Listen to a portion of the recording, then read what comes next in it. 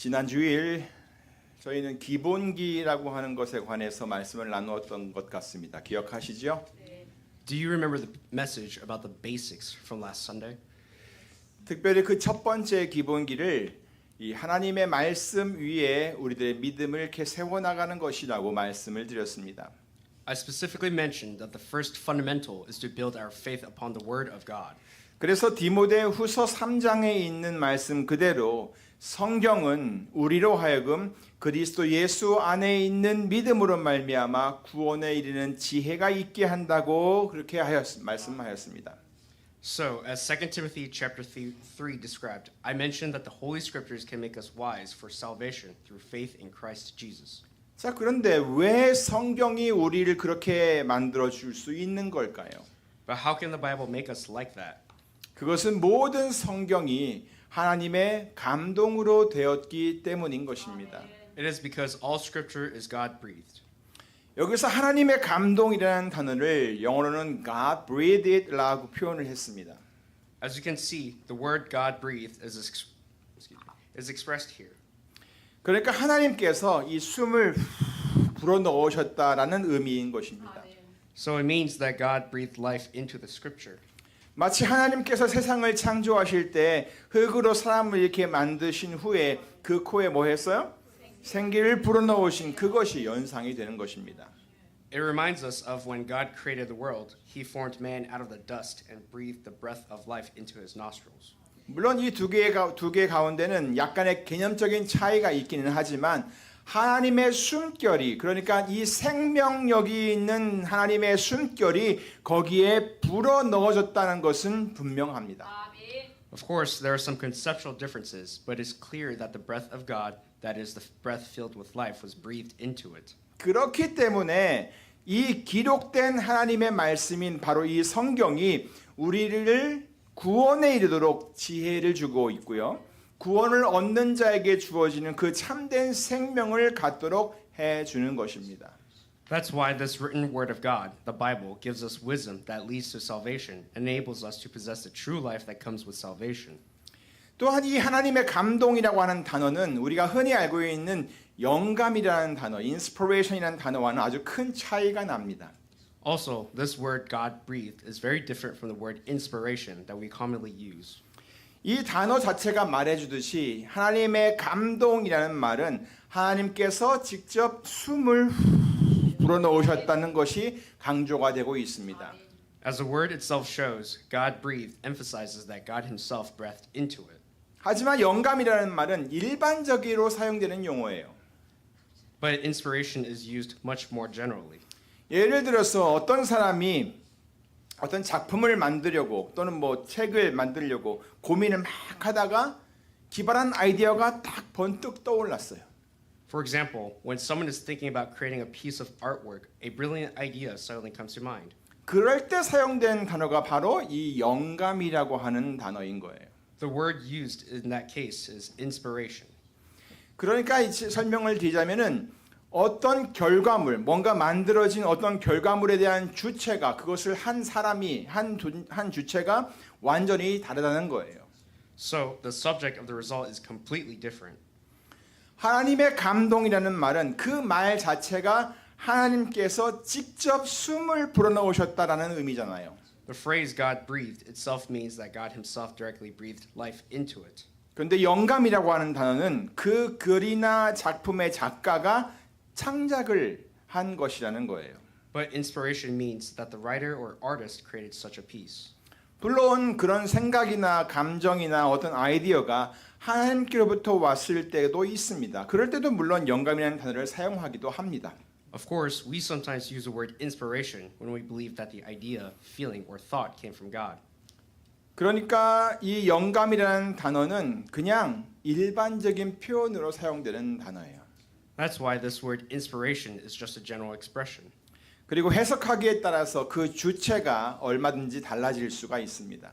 And depending on how it's interpreted, the subject can change in many ways. 하지만 여러분도 아시다시피 여기 계신 우리 모든 사람들 중에 한 사람이 어떤 영감이 딱 떠올라서 했던 말이 성경이 될 수는 없는 거잖아요. 그렇죠? However, as you all know, the words that one of us says after being inspired cannot be the Bible, right? 그래서 이 영감이라는 단어를 사용할 때는 그것을 하나님께서 주셨다라는 것을 강조하기 위해 divinely 하나님의 신적인 어떤 이런 단어를 붙여서 사용을 하곤 합니다. So, when using the word inspiration, we often add the word divinely to emphasize that it was given by God. 그렇기 때문에 모든 성경은 하나님의 감동으로 된 것으로라는 말에는 굉장히 중요한 의미가 담겨 있는 것입니다. That's why the phrase all scripture is God breathed carries a very important meaning. 그리고 우리는 이 하나님의 감동으로 된 이 성경을 하나님의 말씀이라고 분명하게 말할 수 있는 것입니다. And we can clearly say that this Bible, which is God breathed, is a word of God. 여러분 이 성경이요 하나님의 말씀이에요. This Bible is a word of God. 여러분도 모두 그렇게 알고 있고 또 그렇게 믿고 계시나요? Do you know this and believe it as such? 맞아요. 성경은 분명히 하나님의 말씀이에요. Yes, that is right. The Bible is clearly the word of God. 그리고 우리의 신앙이라고 하는 것은 이것을 바로 인정하는 순간부터 건강하게 잘 자랄 수 있게 되었어. And our faith begins to grow strong from the moment we acknowledge this. 그러므로 우리는 모두 이 성경을 읽고 배우고 묵상하고 또 암송하면서 우리의 믿음을 이 하나님의 말씀 위에 더 견고하게 세워나가야 하는 것입니다. Therefore, we must all read the Bible, learn from it, meditate on it, and memorize it so that we can build our faith more firmly upon the word of God. 그러니까 이제 여러분 모두 하나님의 말씀을 더욱 더 가까이 하시기를 간절히 바랍니다. Therefore, I hope all of you will draw closer to the word of God. 그리고 그 모든 말씀을 하나님께서 직접 여러분에게 하시는 말씀으로 받으시기를 바랍니다. And I pray that you will receive every word as if God himself is speaking to you. 그러면 때로는 그 말씀이 여러분들을 가르칠 것입니다. Sometimes this word will teach you. 그러면 그 가르침을 여러분 꼭 받으시기를 바랍니다. Then I hope that you would definitely follow those teachings. 때로는 그 말씀이 여러분들을 막 책망하기도 할 것입니다. Sometimes the word will rebuke you. 그러면 그 책망의 이유를 여러분 속히 깨달으시기를 바랍니다. Then I hope you will quickly understand the reason why the word will rebuke you. 왜냐하면 그 책망이라고 하는 것은 사랑의 다른 표현이기 때문인 것입니다. Because rebuke is another expression of love. 요한계시록 3장 19절 말씀이죠. Revelation 3:19 says this. 무릇 내가 사랑하는 자를 책망하여 징계하노니 그러므로 네가 열심을 내라 회개하라. Those whom I love, I rebuke and discipline. So be earnest and repent. 자, 그리고 또 때로는 그 말씀이 여러분을 바로 잡아줄 것입니다. Also, sometimes the word will correct you. 무언가 잘못된 것을 바로잡는다는 것은 그리 쉬운 일이 아닙니다. It is not easy to correct something that is wrong. 하지만 히브리서 4장 12절에서 하나님의 말씀은 살았고 운동력이 있어 좌우의 날선 어떤 검보다도 예리하여 혼과 영과 및 관절과 골수를 찔러 쪼개기까지 한다라고 말씀을 하고 있습니다. However, Hebrews 4:12 says, "For the word of God is living and active, sharper than any double-edged sword. It penetrates even to dividing soul and spirit, joints and marrow." 그러므로 여러분의 삶 속에 잘못된 부분을 바로잡아가는 그 과정이 힘들고 또 때로는 아플지라도 하나님의 말씀은 여러분들을 얼마든지 그것을 바르게 잡아줄 수 있습니다. So, even though the process may be difficult and painful, the word of God will surely correct you no matter what. 그뿐 아니라 하나님의 말씀은 여러분을 훈련시킬 것입니다. Not only that, but the word of God will also train you. 디스플레인이라는 또 말도 쓰고 트레이닝이라는 말도 쓰죠. 죄인이었던 우리가 그리스도와 함께 죽고 이제는 그리스도 안에서 다시 살아서 그리스도인답게 살 수 있도록 여러분을 훈련시켜 줄 것입니다. We who were sinners have died with Christ and now live again in him. This word will train us to live as true Christians. 그렇게 해서 우리는 하나님의 사람으로 온전하게 되는 것입니다. In this way, we become thoroughly equipped as a man of God. 그리고 선하신 하나님의 뜻을 행하며 살 수 있게 되는 것입니다. and we will be able to live according to the good will of our God. 예, 선하신 하나님의 뜻. 이와 같이 하나님의 말씀은 정말로 살아 있고요. 정말로 운동력이 있습니다. In this way, the Word of God is truly living and active. 그러므로 이 하나님의 말씀 위에 여러분의 신앙을 굳게 세워가시기를 간절히 바랍니다. Therefore, I sincerely pray that you will build your faith firmly upon this Word of God. 자, 그러면 이제 신앙의 두 번째 기본기에 대해서 여러분에게 말씀을 드리겠습니다. Let me talk about the second fundamental of faith. 이것도 역시 신앙을 굳게 세워가는 아주 중요한 요소이기 때문에 아무리 강조를 해도 지나치지가 않습니다. This too is such an important aspect of building strong faith that it cannot be emphasized enough. 그런데 대부분의 사람들이 그렇듯이요. 아무리 좋은 말이라도 지나치게 강조를 하면 그렇게 좋아하지 않습니다. But just like most people, when something is repeated too much, even if it's good, they start to feel resistant. 맞아요. 그럴 수 있어요. That's right, it happens. 그런데 여러분, 그것을 듣기 싫어하는 이유들 중에 하나는 바로 이거예요. One of the reasons people don't like hearing things repeatedly is this. 많은 이유들 중에 이유들이 있겠지만 그 말이 옳다는 것을 듣고 있는 그 사람이 이미 알고 있기 때문에 듣기 싫은 거예요. It's because you already know that it is right. 이미 알고 있는 얘기를 왜 또 하냐는 거죠. They think, why say something again that we already know? 자, 그런데 여러분, But everyone, 이미 알고 있는 얘기를 왜 또 할까요? why do we say things again even if people already know them? 첫 번째는요. 그 사람이 그것을 잊어버렸을지도 모른다고 생각을 했기 때문입니다. First, it may be because we think that the person might have forgotten. 사람은 누구나 깜빡깜빡 잊어버리곤 합니다. Everyone forgets from time to time. 여러분도 다 경험해 보셨잖아요. 그렇죠?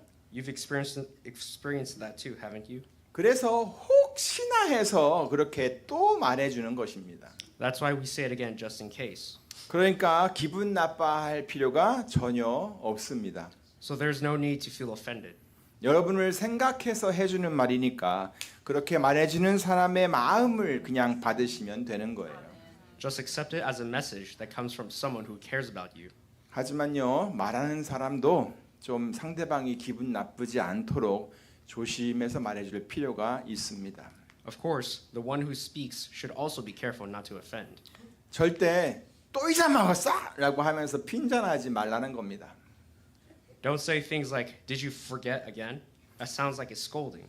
아시겠죠? 자, 둘째로 두 번째, 이미 알고 있는 것을 반복해서 말하는 이유 두 번째는 상대방으로부터 내가 말하는 그 얘기에 대해 동의를 얻고 싶기 때문입니다. Second, we repeat what is already known because we want the other person's agreement. 그러니까 상대방이 자기 자신과 같은 마음이기를 원하기 때문에 그렇게 반복해서 계속 말을 하는 거예요. In other words, we keep saying it because we hope the other person will feel the same way. 그러니까 여러분이 알고 있는 것을 상대방이 계속해서 말을 하거든요. 그 사람의 마음을 좀 헤아려 주세요. So, if someone keeps saying something you already know, try to understand their heart. 그 사람의 생각에 긍정적인 반응을 좀 해주라는 거예요. It means to give a positive response to their thoughts. 아, 그래? 나도 그렇게 생각하는데? 라고 하면서 고개를 이렇게 끄덕여주라는 얘기예요. Say something like, oh really? I think that way too, and nod your head. 그러면 서로의 마음이 이렇게 통했다는 느낌을 받으면서 여러 면에서 서로의 관계가 좋아질 것입니다. Then you will feel a connection, and your relationship will grow stronger in many ways. 그런데 때로는 그 사람과 같은 생각이 아닐 수도 있습니다. However, sometimes you may not think the same way. 그럴 때는요, 싸우려고 하지 말고 부드러운 말투와 표정으로 그리고 지혜로운 말로 자신의 생각을 한번 이렇게 설명해 보시기 바랍니다. In that case, try to share your thoughts with a gentle tone and expression and with wise words. 다시 말해서 상대방의 생각이 나랑 다르다고 아이 그건 아니죠 라고 말하면서 강하게 반발할 필요는 없다는 겁니다. In other words, there's no need to strongly oppose by saying, that's not true. 왜냐하면 서로의 생각이 다르다는 것은 상대방이 틀렸다는 것을 의미하지는 않기 때문입니다. It is because having a different opinion doesn't mean the other person is wrong. 우리는 서로 생각이 다를 수 있어요. We can think differently. 하지만 그렇다고 해서 나는 옳고 그 사람이 틀렸다라고 단정 지을 수는 없는 거예요. But that doesn't automatically make others wrong. 그러니까 서로가 마음을 열어서 상대방의 생각을 이렇게 인정해 줄 필요가 있습니다. So we should acknowledge each other's thoughts as they are from the heart. 제가 왜 이런 말씀을 미리 드리냐면요. 오늘 제가 여러분들에게 말씀드리려는 그 두 번째 기본기도 여러분이 이미 다 알고 있는 얘기이기 때문에 그래요. The reason I am telling you this in advance is because the second fundamental of faith is something you already know. 자, 그러면 그 두 번째 기본기가 무엇일까요? So what is the second basic of faith? 바로 기도입니다. It is prayer. 이 기도는 정말 아무리 강조를 해도 지나치지가 않습니다. This prayer is something that can never be overemphasized. 왜냐하면 이것은 우리 영혼의 호흡과도 같은 것이기 때문입니다. Because it is like the breath of our spirit. 우리가 숨을 쉬지 않고 살 수가 없는 것처럼 우리 그리스도인들은요 기도하지 않고는 제대로 살아갈 수가 없습니다. Just as we cannot live without breathing, Christians cannot live properly without prayer. 그리고 기도라고 하는 것은요 하나님과의 그 친밀함을 나타내는 그 관계적 도구입니다. And prayer is a relational tool that expresses our intimacy with God. 다시 말해서 기도는 단순히 우리가 뭘 필요로 하고 있습니다. 우리를 도와주세요. 이거 주세요. 저거 주세요라고 하는 그 필요를 요청하는 것이 전부가 아닙니다. In other words, prayer is not just about asking for what we need. 이 기도의 본질은 하나님과 내가 연결되어 있다는 그 관계에 하나님과의 관계를 표현하고 있는 것입니다. At the essence of prayer is a relationship with God. 하나님과 우리가 서로 소통하는 도구가 바로 이 기도라고 하는 것입니다. Prayer is a tool for communicating between us and God. 그리고 그 소통이 이렇게 원활하게 잘 이루어지면 질수록 그 관계는 점점 더 친밀해질 수밖에 없는 것입니다. And the smoother that communication becomes, the more intimate the relationship will grow. 여러분 하나님과 더 가까워지기를 원하십니까? Do you want to be closer to God? 그렇다면 기도하기를 시작하세요. Then start praying. 그러면 여러분은 하나님께서 지금 여러분과 아주 가까이 계시다는 것을 금방 깨닫게 될 것입니다. And you will realize that God is near. 그리고 그가 여러분의 기도에 귀를 기울이고 계시다는 것을 여러분 정말 잘 알게 될 것입니다. And you will know that He listens to your prayers. 하나님께서는 예레미야 33장 3절에서 예레미야 선지자에게 이렇게 말씀을 하셨습니다. God said this to the prophet Jeremiah in Jeremiah 33 verses 3. 예레미야야, 너는 내게 부르짖어라. 내가 너에게 응답할 것이다. 그리고 네가 알지 못하는 정말 크고 은밀한 일을 너에게 다 보여줄 것이다라고 했어요. Call to me, and I will answer you, and tell you great and unsearchable things you do not know. 그런데 이런 말씀을 선지자에게만 말씀하신 것이 아니에요. But he did not only say these words to the prophet. 거기 있는 많은 백성들에게도 똑같은 말씀을 하셨어요. He said the same thing to many people. 예레미야 29장 12절 13절입니다. Look at Jeremiah 29:12 through 13. 너희는 내게 부르짖으며 와서 내게 기도하면 내가 너희를 들을 것이다. 너희가 전심으로 나를 찾고 또 찾으면 나를 만나게 될 것이다. Then you will call upon me and come and pray to me, and I will listen to you. You will seek me and find me when you seek me with all your heart. 여기서 너희, you라고 써 있는 이 너희라는 말은 복수 형태로 사용이 되었어요. Here, you is a plural form. 그러니까 한 사람에게만 어떤 선지자에게 어떤 특정한 사람에게만 그렇게 말씀하신 것이 아니라는 거예요. So this wasn't just said to one person. 그러므로 여러분 모두 하나님께 기도할 수 있습니다. Therefore, all of you can pray to God. 그러면 주께서 여러분의 그 간구를 다 귀 기울여 들으십니다. And the Lord will hear your prayers. 그리고 여러분은 그 기도를 통해서 하나님의 능력을 힘입을 수가 있습니다. And through prayer, you will receive God's power. 다시 말해서 이 기도는 하나님의 능력의 통로라는 말입니다. In other words, prayer isn't the channel of God's power. 모세의 기도가 그랬어요. That was the case with Moses' prayer. 모세의 기도 좀 보여주세요. 지금 원고에는 없는데 설명을 좀 해야 될 것 같아요. There's no translation here. I need to explain about this picture. 아말렉군과 싸울 때요. 모세가 손을 드니까 어떻게 했어요? 손을 들고 기도하니까 승리했어요. 근데 손이 막 아프잖아요. 힘들잖아요. 내려갔어요. 뭐 점점 내려갔어요. 그러면 지는 거예요. 그래서 아론과 훌이 나와가지고 이걸 들고 막 계속 올려줬단 얘기예요. Yeah. When they fighting against the Amalek, Moses praying for all the Israelis, but he was so tired. His arm gonna getting down, but at the time, Israelis is defeated. But his arm is lifted up, they win. So some other guys to hold his hand, staying on high. 이렇게 모세의 기도가 그러했다는 거예요. This is Moses' prayer. 자, 그리고 엘리야의 기도도 그랬어요. That was the case with Elijah's prayer. 수많은 그 선지자들, 그 이방 선지자들과 싸워서 이겼잖아요. So many other priests fighting against Elijah, but God didn't listen to them, but God listened to Elijah's prayer. 그리고 바울과 실라의 기도도 그러했습니다. And that was the case with Paul and Silas's prayer. Yeah, this is Paul and Silas the prayer. They were caught in the jail, but they praised the Lord and prayed God.